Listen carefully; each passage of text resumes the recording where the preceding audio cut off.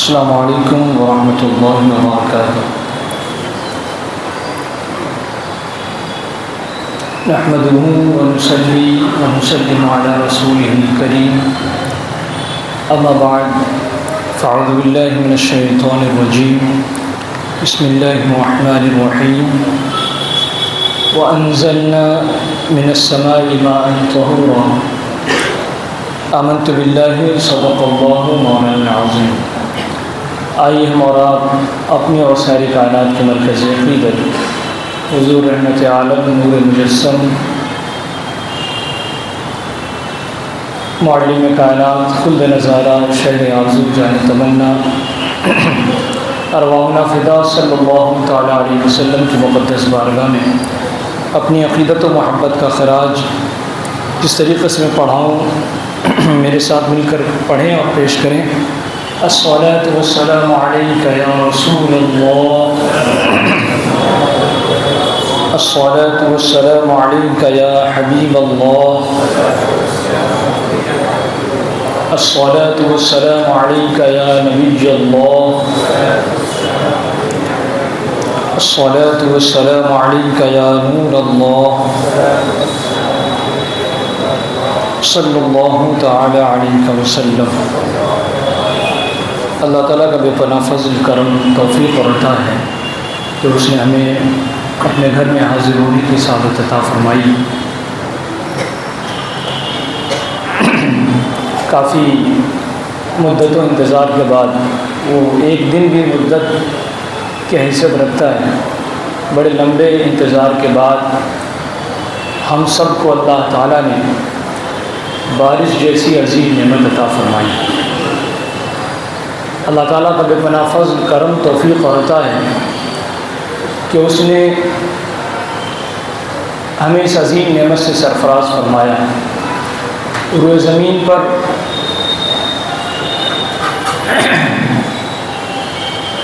بارش جیسی نعمت جب اللہ تعالیٰ نے عطا فرمائی تو جو دن کا انتخاب فرمایا وہ جمعہ کا دن تھا۔ بلند آواز سے بولیں اور بلند آواز سے بولیں۔ ان کی تعریف ہم تو نہیں کر رہے ہیں، ہم تو اپنے پروردگار کی تعریف کر رہے ہیں۔ تو وہ نعمت کی شکل میں اللہ تعالیٰ نے آسمان سے جو نعمت ہمیں دی عطا فرمائی وہ جمعہ کے دن عطا فرمائی، بارش جیسی عظیم نعمت۔ اور کافی دنوں کے بعد ہم نے اس نعمت کو پایا۔ اللہ تعالیٰ کا بے پناہ فضل کرم توفیق اور عطا ہے۔ قرآن پاک میں اللہ تبارک و تعالیٰ نے اس نعمت کے حوالے سے کہا کہ وَجَعَلْنَا مِنَ الْمَاءِ كُلَّ شَيْءٍ حَيٍّ، اللہ تعالیٰ نے اسے زندگی کا ذریعہ بنایا ہے۔ قرآن پاک میں جس خطاب کے ساتھ اسے یاد کیا گیا ہے، انسانوں کے لیے یہ سرچشمہ حیات ہے اور یہ انسانوں کی زندگی ہے۔ قرآن پاک نے کہا کہ وَجَعَلْنَا مِنَ الْمَاءِ كُلَّ شَيْءٍ حَيٍّ، اور ہم نے ہر زندہ چیز کو پانی سے پیدا کیا، پانی سے پیدا کیا۔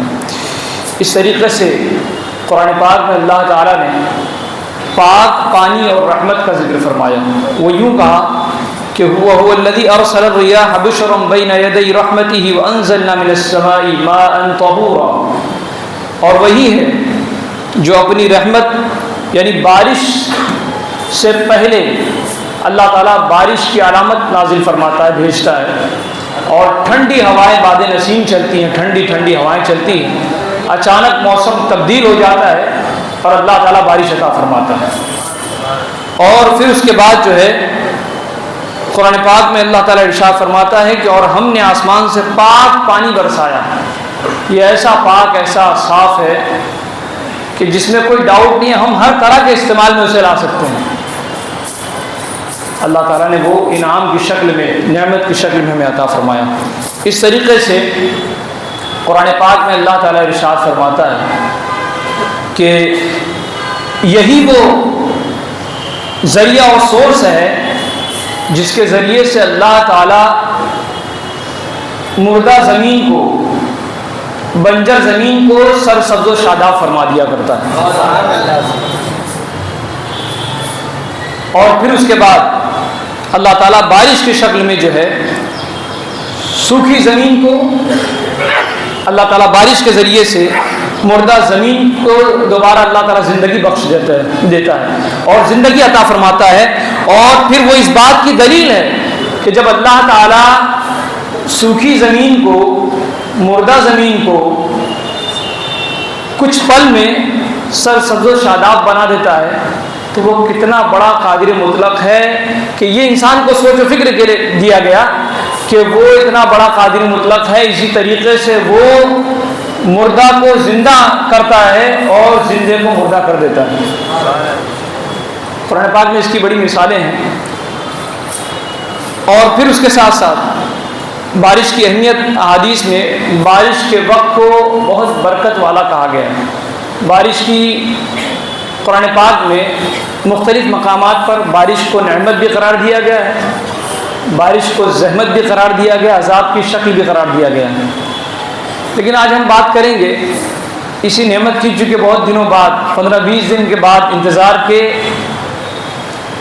بڑے انتظار کے بعد ہمیں میسر آئی, تو آج ہم نعمت کی ہی بات کریں. تو اللہ تعالیٰ نے جو ہے نعمت کی شکل میں عطا فرمائی. تو ایک تو یہ کہ جب بارش برسے تو یہ بارش کا برسنا دعا کی قبولیت ہوا کرتا ہے. دعا کی قبولیت کا وقت ہوتا ہے. ایسے وقت میں ہمیں چاہیے کہ ہم دعا کیا کریں رب کی بارگاہ میں, رب کی بارگاہ میں دعا کیا کریں. اور کچھ ایسے اوقات ہیں جو اللہ کی بارگاہ میں دعا کی قبولیت کا وقت رکھتے ہیں. ان میں سے ایک یہ ہے کہ المجاہد, وہ شخص جو راہ جہاد میں نکلا ہو اور پھر رب کی بارگاہ میں دعا کرتا ہو ایسے وقت میں جب دشمنوں کے نیزے کے سائے میں وہ اس کی زندگی کے فیصلے ہونے ہیں, اللہ کی بارگاہ میں کلمہ حق بلند کرنے کی خاطر وہ رب کی بارگاہ میں جو ہے موجود ہے, اور پھر اس کے بعد جو ہے وہ رب کی بارگاہ میں دعا کرتا ہے تو اللہ تعالیٰ اس کی دعاؤں کو رد نہیں فرماتا.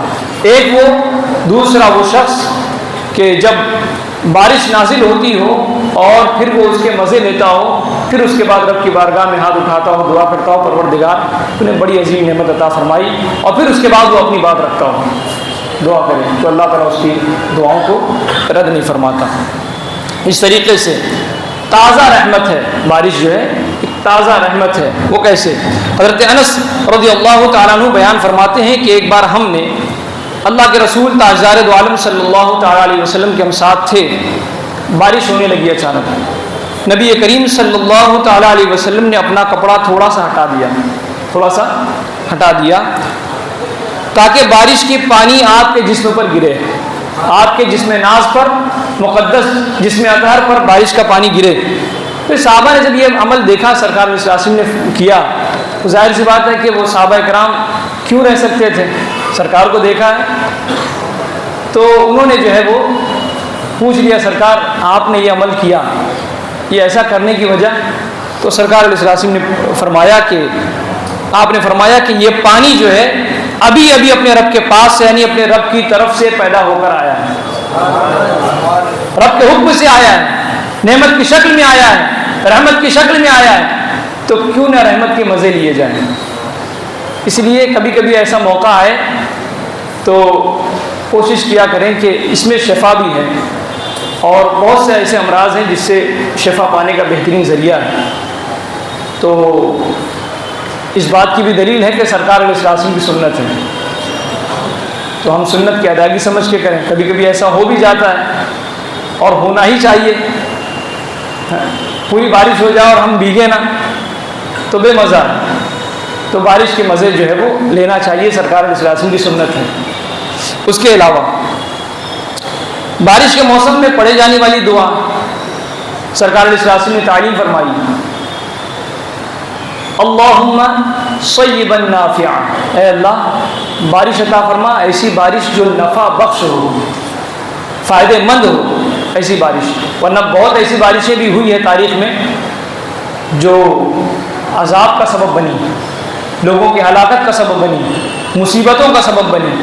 ایسی بھی بارش ہوتی ہے جب قومیں اپنے بے لگام ہو جاتی ہیں, شترے بے مہار ہو جاتی ہیں اللہ کی نافرمانی میں, جب تو اللہ تعالیٰ کبھی بارش کو روک کر عذاب میں مبتلا کرتا ہے, اور کبھی جو ہے بارش دے کر جو ہے عذاب میں مبتلا کرتا ہے. ایسا بھی ہوتا ہے. بہرحال تو ہمیں تعلیم فرمائی گئی، تعلیم دیا گیا، سرکار صلی اللہ علیہ وسلم نے تعلیم فرمائی کہ اللہم صیبا نافعا. فقہاء نے لکھا حدیث پاک کی روشنی میں سرکار دعا فرماتے ہیں اللہم اغثنا غیثا مغیثا ہنیئا مریئا مریعا. اے پروردگار ہمیں نفع بخش بارش عطا فرما، اور اغثنا غیثا مغیثا بارش عطا فرما، ہنیئا مریئا ٹھنڈی ٹھنڈی اچھی ہوا والی بارش، نفع بخش بارش عطا فرما. تو یہ حدیث پاک سے یہ باتیں ثابت ہے. اس طریقے سے جب بارش شروع ہو تو ہمیں اس کی تعلیم دی گئی. پھر جب بارش زیادہ ہو جائے تو بھی دعا ہے ہمارے پاس. جس طریقے سے ہمارے پاس غیروں کے پاس ہے کہ نہیں ہے ہمیں نہیں معلوم، لیکن ہمارے پاس اللہ کو منانے کے لیے نماز استسقاء ہے. بندہ نادم ہو جائے، شرمندہ ہو جائے، اپنے گناہوں پر گریہ اوزاری کرے اور رب کی بارگاہ میں گریہ اوزاری کرے، روئے گڑگڑائے. جس طریقے سے ہم نے کیا، ہمارے شہر میں لوگوں نے نماز استسقاء پڑھی اور پھر ہم نے دیکھا کہ اللہ تعالیٰ نے جو ہے ہماری دعائیں اللہ تعالیٰ نے قبول فرمائی اور بارش عطا فرمائی.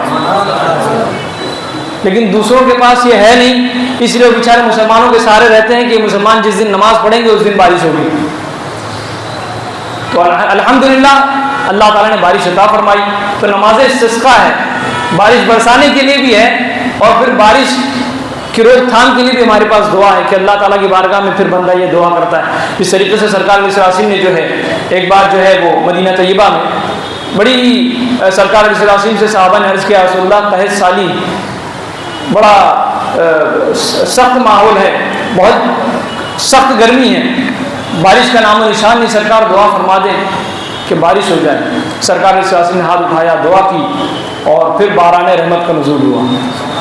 بلند آواز سے بولیں، باران رحمت کا نزول ہوا. پھر اس کے بعد اتنی بارش ہوئی کہ پھر صحابہ نے حضور کی بارگاہ میں شکایت کیا رسول اللہ بارش بہت ہو گئی، اب تھوڑا جو ہے اس کی روک تھام کی کچھ تدبیر ہو. اور وہ پھر آتے کس کے پاس جاتے؟ وہ اللہ کے رسول موجود تھے، کس کے پاس جاتے؟ سرکار کی بارگاہ میں آئے. آنے کے بعد کہا یا رسول اللہ ایسا ہے کہ اب دعا فرما دے کہ ہم لوگوں نے سیرابی حاصل کر لیا، اب تھوڑا اور لوگوں کو بھی موقع ملنا چاہیے. تو اللہ کے رسول نے دعا فرمائی اللہم لا علینا وحوالینہ، کہ اب ہمارے لیے کافی ہے، اب ہم پر نہیں بلکہ ہمارے آس پاس میں جو علاقے ہیں جہاں پر ابھی تک بارش نہیں ہوئی، پروردگار وہاں بھی بارش برسا دے. تو چٹیل میدان، درخت اور لوگوں کے مفاد عامہ کے لیے جو چیزیں ہوتی ہیں، تو اس طریقے سے وہ تمام باتیں ہیں.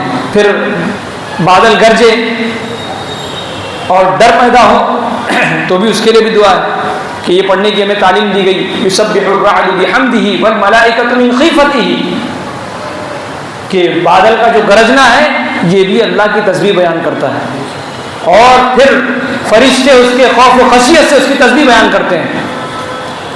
یہ تمام باتیں ہیں، آپ نے سن لی مختصر سے وقت میں. تو اللہ تبارک و تعالیٰ کا بے پناہ فضل کرم، اللہ تعالیٰ اس بارش کو ہمارے حق میں نفع بخش بنائے. اور ہماری بھی ذمہ داری ہے کہ ہم اپنے ماحول کو بڑا مینٹین بنائیں. یہ جو قدرتی آفات وغیرہ جو آتے ہیں، جو گرمی کی حدت، جو اس کی جو تپش بڑھتی ہے، ہیٹنگ، وہ وجہ یہ ہوتی ہے کہ ہمارے ماحول میں بڑی وجہ ہے اس کی. ایک سائنٹیفک وجہ بھی ہے کہ درختوں کی کمی، اور ہم نے نہ جانے کتنے درخت کاٹ دیے، سمجھ رہے ہیں. تو درخت اگائیں، کثرت سے اگائیں. درخت لگانا یہ صدقہ ہے، ثواب ہے. ہم ہیں نہیں ہیں، لیکن ہمارے بعد جو لوگ اس سے فائدہ اٹھائیں گے اس کا ثواب ہمیں بھی ملے گا.